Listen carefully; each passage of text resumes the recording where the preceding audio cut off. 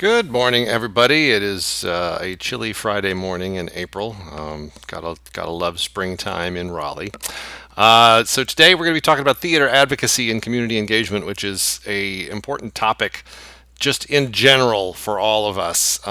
We all need to be involved in government and politics and what's going on in our communities more than ever, just in general. But it's particularly important for arts organizations because the landscape is, tilted against us a lot of the time. Although, as we'll see, the general attitude towards the arts is not necessarily founded because it is economically viable and brings in a lot of good things. But let's go for a quick little recap of what we talked about last time. We had a little condensed lecture on two topics: feedback mechanisms for theater and volunteerism. And feedback is important to collect because it's the final piece of the customer service puzzle. It's a measure of how well your efforts are succeeding, both artistically and as a business. You want to, the three feedback mechanisms we talked about were reviews, previews, and audience assessments. And so you can make your critics your partners in guaranteeing excellence in your productions. You want to build in previews as part of the production process and enlist your marketing people to collect data on the results of your efforts from the audience. And then we moved into volunteers. And volunteers are a critical source for the theater. Good morning. It's a critical source of labor and opportunities for business partnerships and maintaining goodwill in the community. But they are a double-edged sword. We don't pay them, but we need them more than they need us. So keeping a volunteer workforce, and remember, your board is typically volunteers too, and actually they're paying to be there. So a volunteer workforce is dependent on your ability to build these positive relationships. And I've got working in very small letters here because you can't really say positive working relationships because the work is really secondary to their willingness to provide it. So more than any other aspect of arts administration, volunteer programs need a plan and preparation in order to make it successful. So being really clear about what the volunteers will do and screening them and training and providing orientation, not just to the job, but to the organization in general, and making sure that they get recognized and get what they are looking to get out of the program. Caroline Farmer's interview, I think, brought a lot of this to light. I just wish the video had been working, but you will see more of her again in a week at the final presentation. The class participation quiz is due today for audience, volunteers, and feedback. It should be pretty straightforward. Make sure that you go through the case study. There's a couple of questions in there on that. And I wanted to just go over the pass-fail option, because we sent out an email a couple of days ago about that. You should have gotten an email. You can opt for a pass-fail option for, I think, most of your classes now.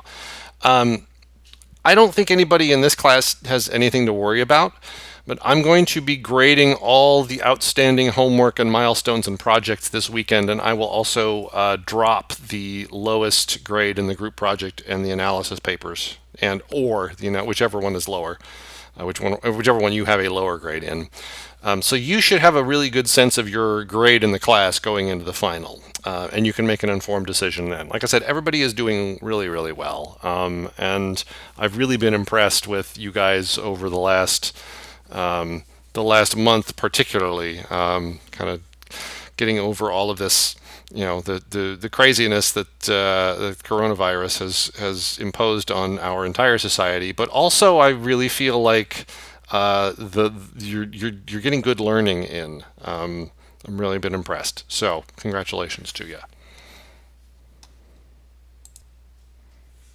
So now that we've finished talking about controlling the house, the audience, via customer service, we're going to move outward in our concentric circles here into the environment in which theater actually takes place, into the community that it benefits and the government that controls and funds it. And this is where a theater company interactions are important. Now, with marketing and fundraising and customer service, we're asking individuals in those departments to influence the behavior of other individuals, our audience members and our donors. Now, at the community and government level, it's our company that takes the stage. and the representatives of the company need to subsume their own personalities and their beliefs to take on the role of the company representative, or in case of advocacy, the policy representative. So for the next couple of days, think about purging the word "I" from your vocabulary when you talk about your companies. That's kind of rule number one. So the company interactions can be categorized into two types: community engagement, which provides benefits to communities, and advocacy, which is geared towards obtaining benefits for our own organization. And we're not just talking about financial benefits. There are other benefits to consider on both sides. So engagement, what benefits do we provide? Well, there are various ones. Entertainment certainly being the main one that everybody thinks of, but also pride in the pride in place, pride in where we live and where we are doing theater. And it also provides lots of tax revenue and business revenue, not just from our own organization, but from the ones that benefit from our existence around them. Advocacy, what benefits do we obtain? Well, obviously we get revenue by making sure that we have good policies in place, and people coming to our shows, and laws being written and bonds being issued that provide funding to the arts. But also advocacy creates an environment that is more conducive to our growth. We want to also influence opinion and decisions that are being made about our organization, and about the community and the world in general in which our organization lives. So advocacy, again, it's about controlling the world around us. So these are the kind of the benefits that we're going to be talking about in the next couple of slides. So let's explore how theaters engage and advocate. So we'll talk first about community engagement. Community engagement leverages the strengths of our theater company and our expertise individually to provide benefits and establish partnerships within the community. Now, by engaging the community, we can develop new artists, we can develop new business connections, and new sources of volunteers. Partnerships is kind of a key thing to keep in mind when we're talking about community engagement. They allow us to share resources. We really should be, when we engage with the community, we need to be approaching it from the status of we are all equals here. So the central message is that theater is more than just entertainment, and it is for everyone. It is something that provides benefits regardless of who you are. With theater being more than just entertainment, we can address specific community and civic needs.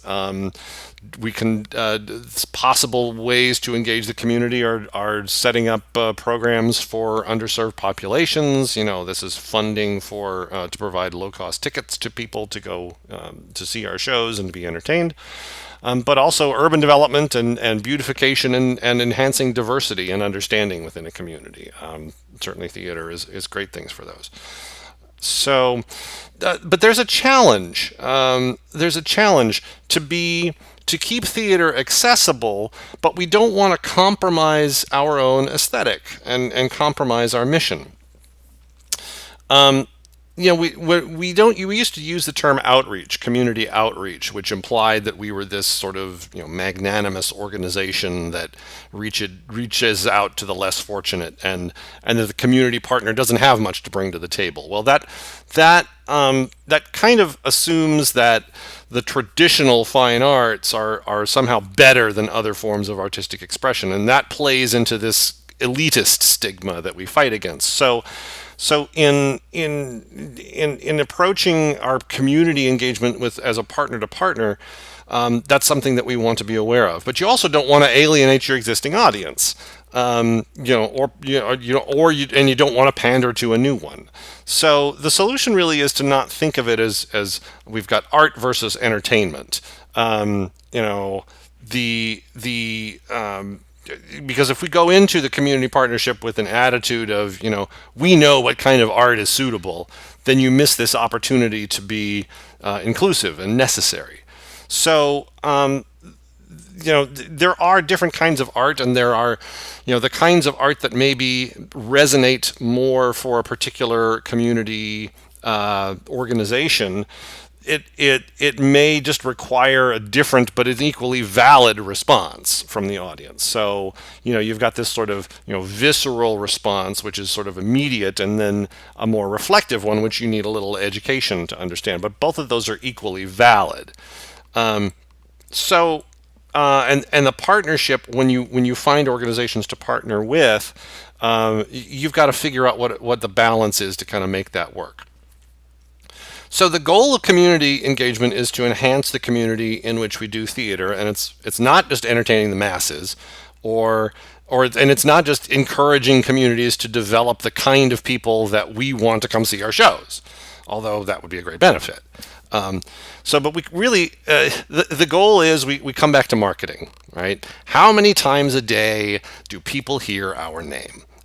And because the number of that determines how familiar we are in audiences' minds, and familiarity breeds trust, right?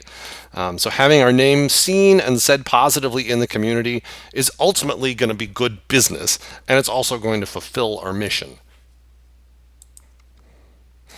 So when we are building these community partnerships, when we talk about or we talk with other businesses and civic groups, the benefits that we provide should line up with what those particular partners are and what they do. So let's talk more specifically about the benefits, the social and civic benefits that theater can provide. The first one is revitalization. Through public performances and other arts, we can revitalize areas of downtown and that are of these areas that have fallen into disuse. A really great example is this Massachusetts Museum of Contemporary Art. This opened in 1999. It was on a site that was this 18th century. You can kind of see it here. It's an 18th century manufacturing and industrial complex.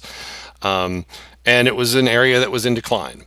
And that affected other businesses and housing and tourism. So they set up a contemporary art museum, which was a little bit odd to do in this sort of blue-collar community. But because it was focused on the modern art that would resonate with that local community, it gets 120,000 visitors a year.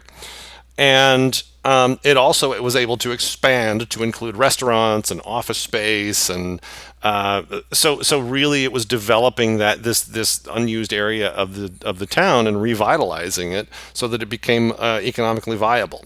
Downtown Raleigh, which is the slowest redevelopment project ever. I think it would benefit from a storefront theater space somewhere, or a comedy club, or something. We've got plenty of restaurants downtown, but there's no entertainment still. So put that in your thinking caps as you're thinking about theater and how you can develop community partnerships. The second way that theater provides a social benefit is through community identity. Arts and culture are part of many, many cities' images. You think about New York and London.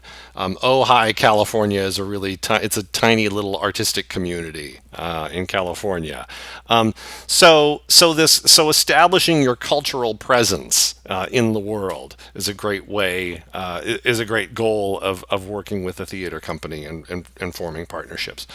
The thing that you have to remember with community identity is the identity has to come from the authentic expression of the citizens. If something makes a community unique, that's something that you can turn up the volume on and see what kinds of arts are going to really complement that community. With a community identity, you feel like there's a there. Durham is a great example of it has a feeling to it, and that's because of the arts and the culture and the dining experiences that they have turned up the volume on, because that's what resonates with their community. And that kind of leads into the next piece of this, which is quality of life. Theater programs can enhance the quality of life because they enhance the quality of place. Now, this is kind of similar to revitalization of a single building because this quality of place can lead to other kinds of growth. As an example, there's this town called Paducah, Kentucky, and I'm not sure if anybody has ever been there or heard of it. But in 2000, they developed a program called the Artist Relocation Program. That sounds a little bit ominous, but it was actually an incentive program for artists to go to this area called Lower Town, and renovate properties for their businesses. And so it offered financing and design services and marketing and even moving expenses for artists to purchase and renovate properties here. So in 2012, it was 12 years later, they've got 100 artists living and working there, and they've inspired shops and cafes and other businesses. And the area is now a big draw for local tourism. And it makes people want to visit. It also makes people want to stay. Because this is kind of a special thing about Paducah. Hillsborough, North Carolina, is another really great example of this.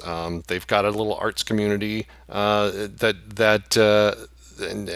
they do reenactments and stuff like that brings that area to the forefront, and that is also synonymous, or it also works with the community identity there.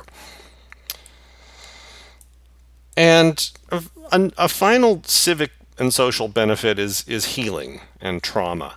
We know that art therapy is effective for personal development, especially when it's used in a positive way, and it can also be used in times of local or national trauma. Songs and music and poetry. We use artistic expression to document events and express mourning and do memorials. And here's a really great example of that. This is a program that's at the Justice Resource Institute in Brookline, Massachusetts. It's a program called Trauma Drama. And the website describes it as a group-based therapy program for young adults that can be delivered in school and after-school settings. Intervention is conducted by teams of therapists, actors, and educators, all cross-trained to deliver this experiential curriculum. So this is a program that uses theater to work through drama, to work through trauma. It was here's another little snippet. It was specifically designed for youth exposed to chronic trauma, life adversity, youth at high risk for familial, community, or school-based violence, and youth exhibiting moderate to severe emotional and behavior problems associated with the legacy of complex adaptation to trauma. So this is like a 16-week program where the kids get together and they work through things with theater. So again, are these things that could work with your theater's mission? This is something to think about because that will determine how you can engage and set up partnerships within the community.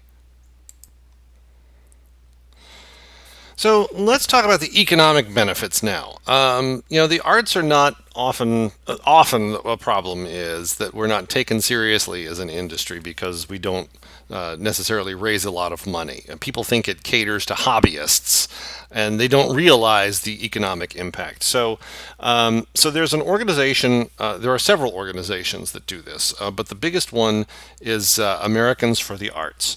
This is the nation's leading nonprofit organization for advancing the arts and arts education. Their website actually has a whole section in it on advocacy, which we're going to be talking about in a minute, that you can use for establishing a case for your community engagement. But there's also all sorts of really great data in here about the benefits that the arts brings to communities.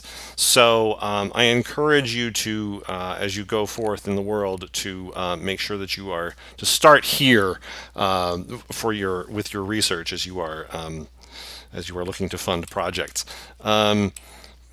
But so talking a little bit more about some numbers.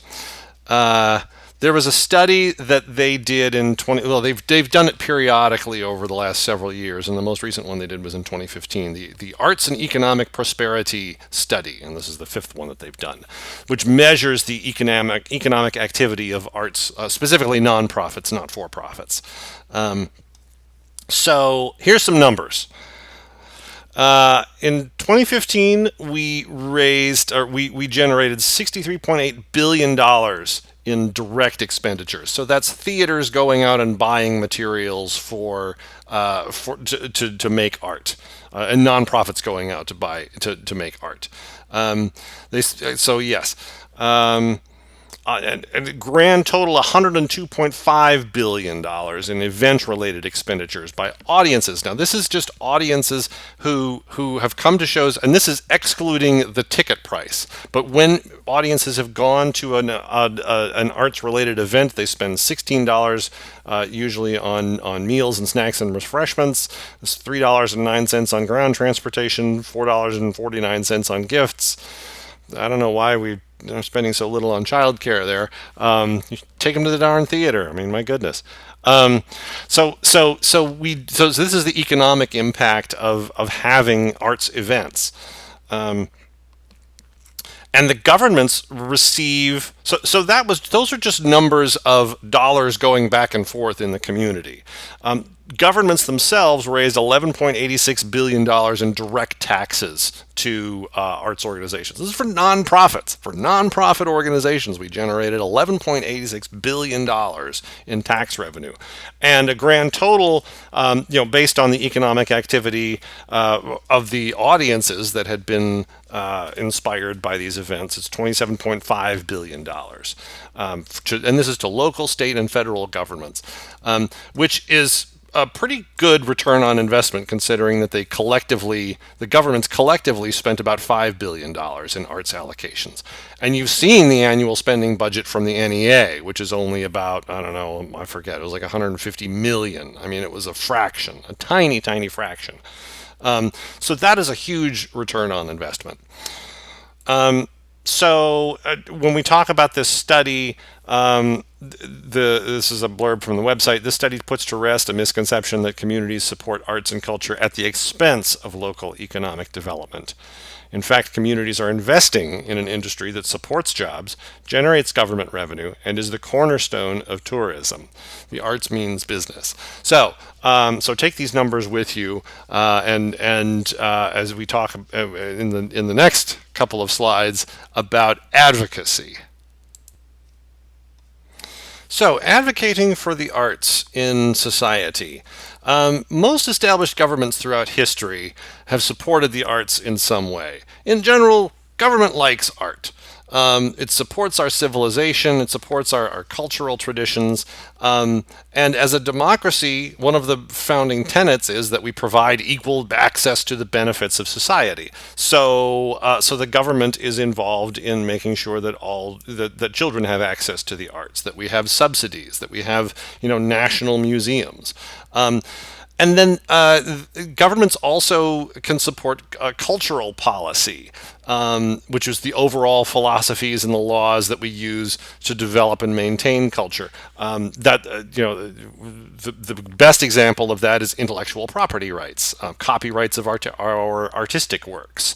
So these are important things, and they have been institutionalized. Protection of your particular intellectual property is part of the institution.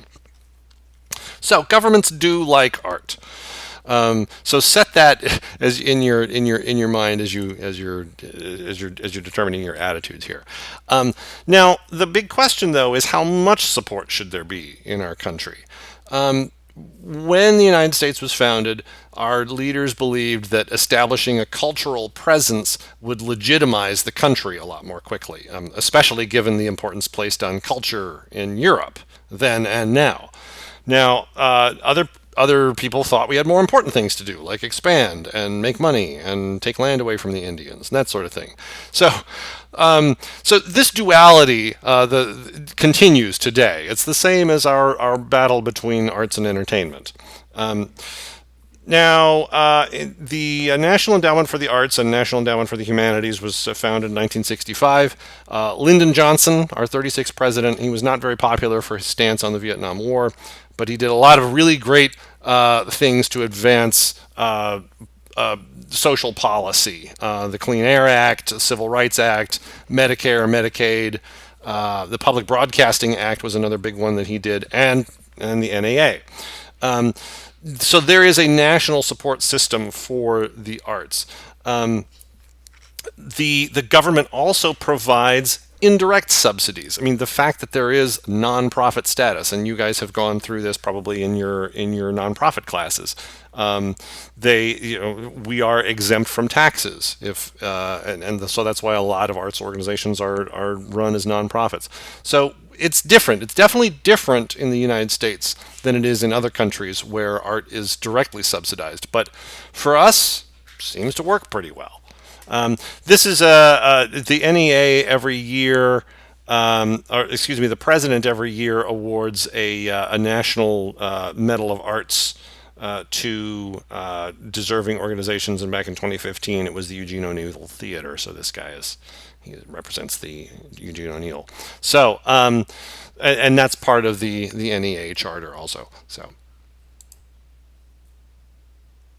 let's demystify the idea of advocacy. What is it? Well, it's really all it is the act of speaking, writing, or acting in support of something.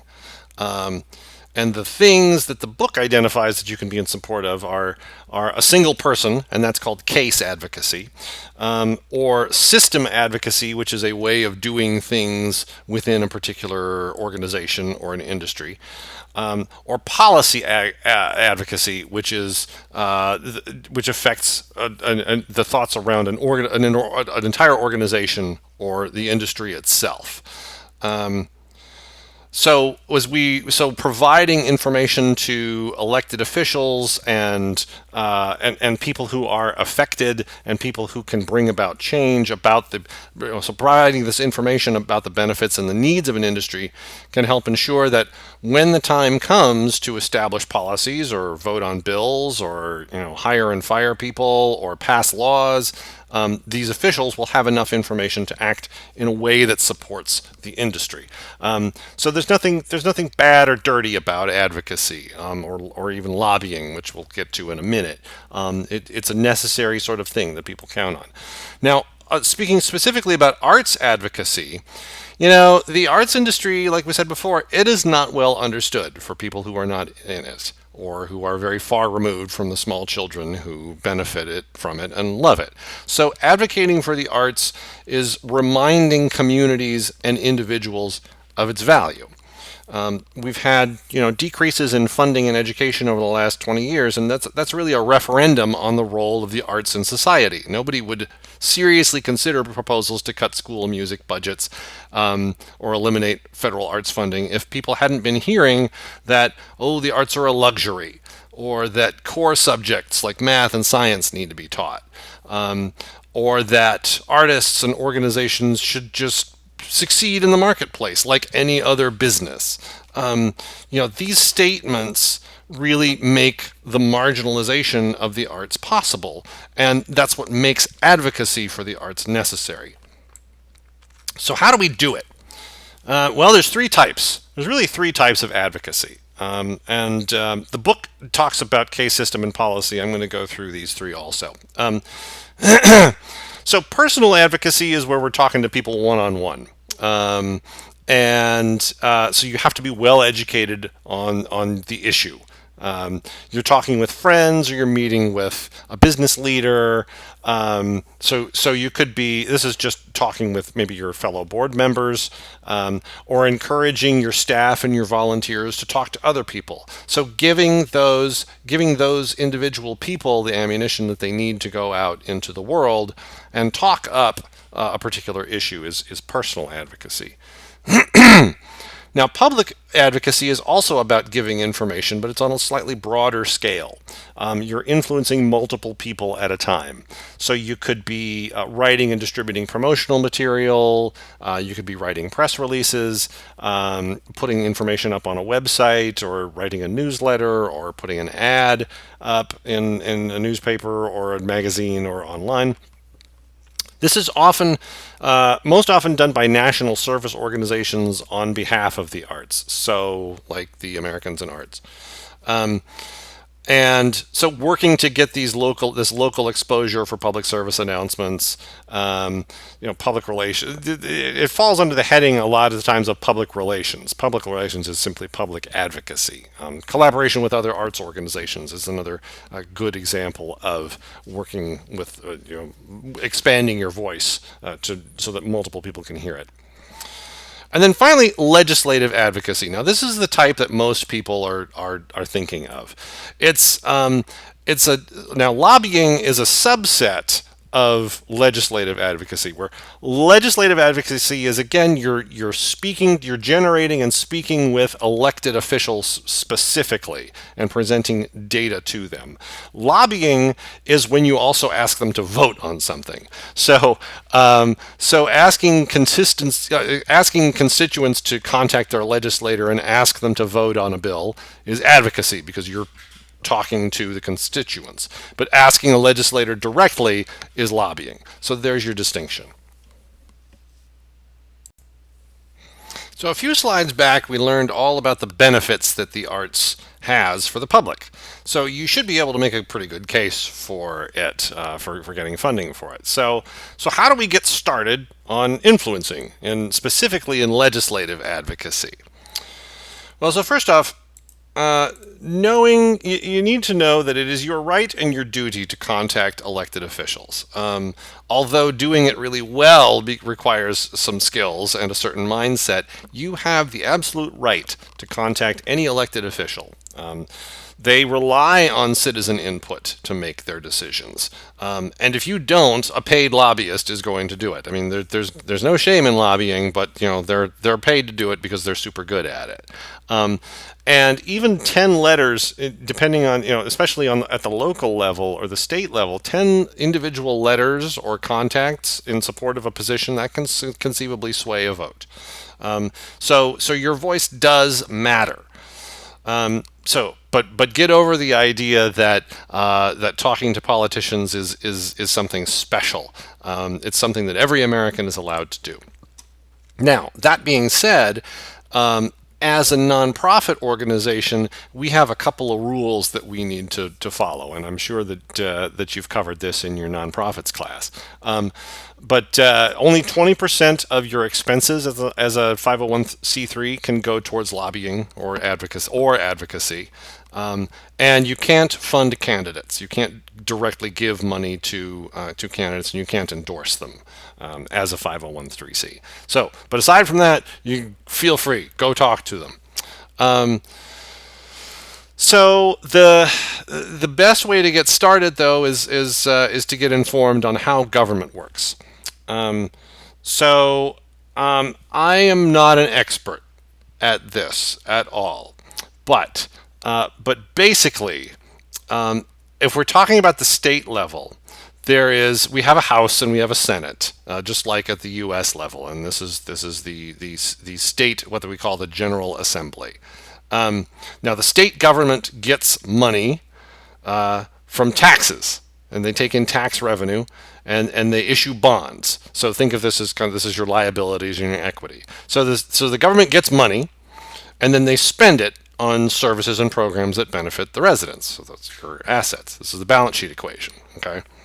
Now they do this they make these spending and these policy decisions in committees. There are various committees that are made up of representatives and senators. And these committees, they get together and they talk and they draft bills, which are then circulated among other committees, and then they are eventually voted into law by the House and the Senate. And hopefully, I don't know if anybody remembers Schoolhouse Rock. So if you remember this guy, he's just Bill.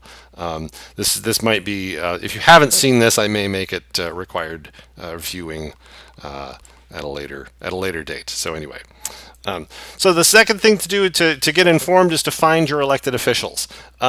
This information is on the web. There are city and county websites that have email addresses and contact info. This is the website for the North Carolina General Assembly. The legislature, that's what they call it. And there's just a whole section in there about the bills that are being considered and the bills that have been voted on and laws that have been passed. So, but you can also look up individual senators and representatives. You find yours that are particular to where you live. Learn their views. You want to ask them arts-related questions. Look at their voting records. They also may have pet causes, roads and infrastructure in their particular hometowns. So it's interesting to kind of position arts as, how do you augment the infrastructure? And finally, you want to sniff out issues where arts could conceivably be impacted. So there's very rarely going to be the bill to fund theater companies. It's usually arts stuff is going to be sort of buried in these other bills. So look for things like bills on education or economic growth or tourism or charity, to see if there isn't some place in there where advocacy could divert some dollars into, say, an arts-related fund. So again, researching what bills are being voted on. It lets you do this sort of detective work to see where you can advocate for more dollars to be spent on the arts. So how do you ensure that your message is heard? We know that elected officials do want to hear from citizens, and we know that one effective personal message can be more influential than getting spammed by 100 emails. So whether you're writing a letter or you're stalking a legislator outside of a committee meeting, here's here's some guidelines that you can do to kind of develop your message. So first of all, identify yourself. You just want to, explain who you are in the organization and why you're contacting them. This lets the official know what your interest is in the issue. Second, state whether or not you're a constituent, so whether or not you can actually vote for them. If you can, this moves you to the top of the pile of people that they're going to listen to. If you are not, you just need to make some special efforts as to let them know why this is important to you, or focus your advocacy efforts on the community of people who are able to vote for this person. Call your congressman. This is when you hear "call your congressman," that's what we're trying to get to is get the constituents to actually motivate the constituents to actually do some of this work. Number 3, identify your issue. Be specific as possible. Name the bill or the resolution that you're talking about.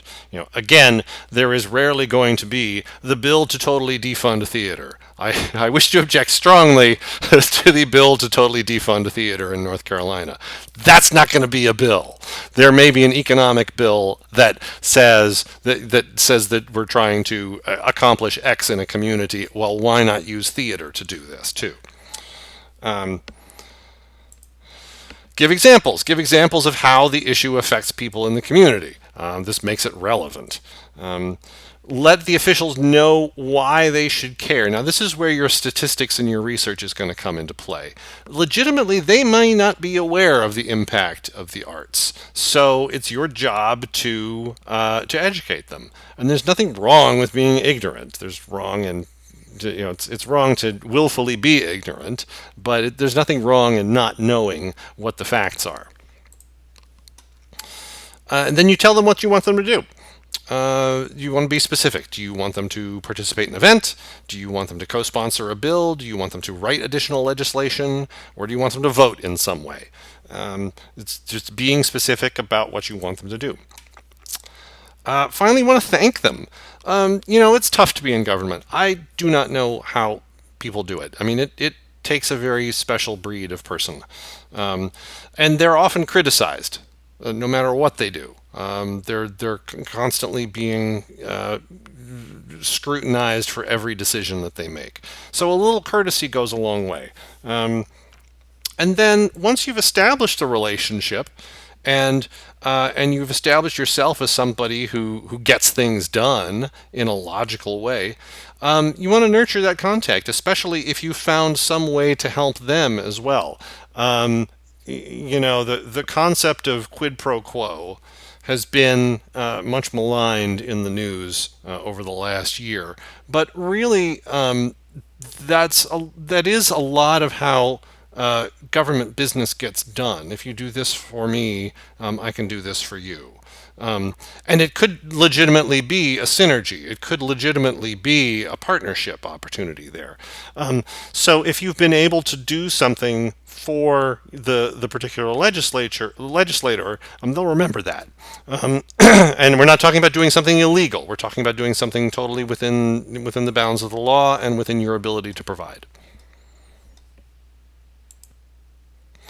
And that was a lot of me talking today. So sorry about that, but this is a really, really important topic, and I wish we had a little more time to go over it. But on Monday, we're having a featured speaker, Heather Strickland, who is really just kind of an amazing human being if you've met her. But she's going to be talking about her experience in advocacy, and she's got some really, really fascinating and funny stories about things that she's done in the legislature. We're going to use a Zoom meeting for this. I've put it into the calendar invite, but I will also email it out to you guys. Also, homework.